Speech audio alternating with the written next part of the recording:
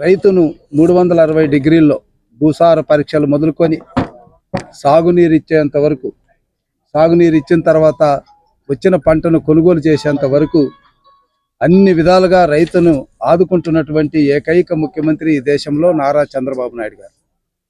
ఏ ముఖ్యమంత్రి కూడా అన్నదాత సుఖీభావ అని చెప్పలే.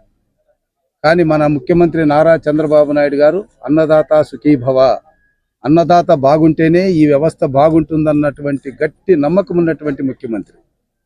2019లోనే ఈ గుంటూరు ఛానల్ ఎక్స్టెన్షన్కి ఆ రోజుల్లోనే 254 కోట్ల రూపాయలు మంజూరు చేశారు, టెండర్లు పిలిచారు.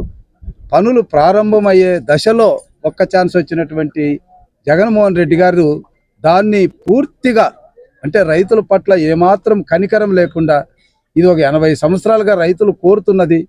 ఎందుకంటే ఒకవైపు ఎన్ఎస్పి కెనాల్ ద్వారా నీళ్లు అందుతాయి, మరొక వైపు వెస్టర్న్ డెల్టా ద్వారా నీళ్లు అందుతాయి.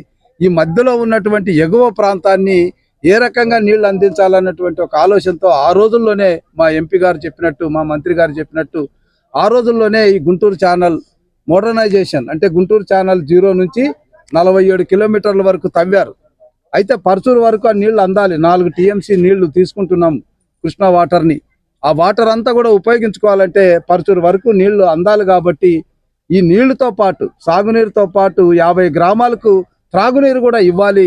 ఇది ఒక సస్యశ్యామలం అవుతుంది అన్నటువంటి ఒక మంచి ఆలోచనతో చంద్రబాబు నాయుడు గారు ఆ రోజుల్లో ఈ ప్రాజెక్టును మంజూరు చేస్తే మరి వైసీపీ దాన్ని తుంగలో దొక్కేసింది. రైతులకి ఒక గుండె కోతను మిగిల్చింది. మళ్ళా చంద్రబాబు నాయుడు గారే వచ్చారు. వచ్చిన వెంటనే మా మంత్రి గారు అన్నట్టుగా ఆర్థిక పరిస్థితులు ఏమాత్రము సహకరించకపోయినా మరి మా మంత్రి గారు కేంద్ర మంత్రి పరిధిలో కొన్ని నిధులు తెప్పించి ఈ ప్రాజెక్టుకు స్టేట్ గవర్నమెంట్కి కొంత సపోర్ట్ చేసి ఈ ప్రాజెక్టును మంజూరు చేసిన విషయం మనందరికీ తెలుసు. ఇప్పుడు కూడా భూసేకరణకు సంబంధించిన నిధులు ఇప్పించే విషయంలో నిరంతరం మరి అటు ఫైనాన్స్ సెక్రటరీతోనూ ఇటు ముఖ్యమంత్రి కార్యాలయంతోనూ తరచుగా సంప్రదింపులు జరపడం ద్వారా ఇప్పటికి వచ్చినటువంటి డబ్బులు కూడా వచ్చాయి. మిగిలినటువంటి రైతులకు కూడా డబ్బులు వస్తాయి. అయితే ఒకటి ఇక్కడ మనం అందరూ ఆలోచించాల్సింది, ఈ ప్రాజెక్టు కంప్లీట్ చేయడం జరుగుతుంది. ఇంకొక ముఖ్య విషయం కూడా, మరి పాత రేట్లలో చేయాలంటే ఎవరు కూడా రారు. దాదాపు 6 సంవత్సరాలు అయ్యింది.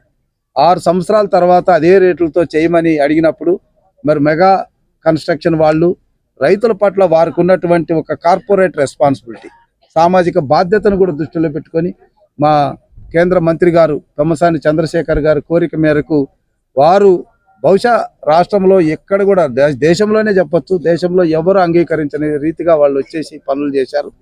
అయితే ఈ పనులు చేసే విషయంలో మరి మంత్రి గారి దృష్టికి వచ్చినటువంటి చిన్న చిన్న సమస్యలను కూడా అధిగమిస్తాం. తప్పకుండా రైతులందరి కళ్ళల్లో ఆనందాన్ని చూస్తాం. రైతులు కోరినట్టుగా ఈ ప్రాజెక్టుని నిర్మాణం చేస్తాము ఖచ్చితంగా.